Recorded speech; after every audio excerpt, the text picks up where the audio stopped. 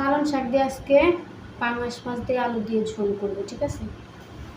এই একটা শাক সব কিছু করলেই ভালো লাগে, বাজি কও, ভর্তা কও, চচ্চড়ি কও, তরকারি কও, সব ভালো লাগে, ঠিক আছে। আর বেশি মশলাও লাগে না। আর এই যে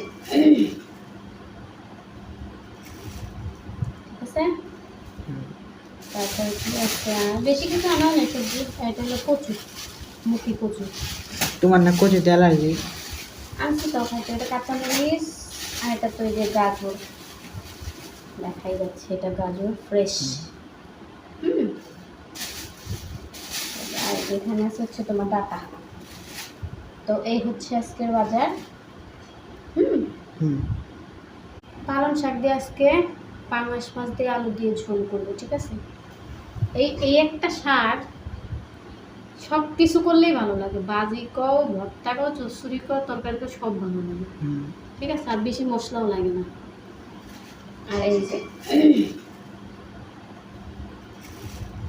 ঠিক আছে, তারপর কি আছে, বেশি কিছু আনাও নেই সবজি। এটা হলো কচু, মুখি কচু। তোমার না কচুতে অ্যালার্জি? আনছি তো হয়তো, এটা কাঁচামরিচ, আর এটা তো এই যে গাজর দেখাই যাচ্ছে, এটা গাজর ফ্রেশ।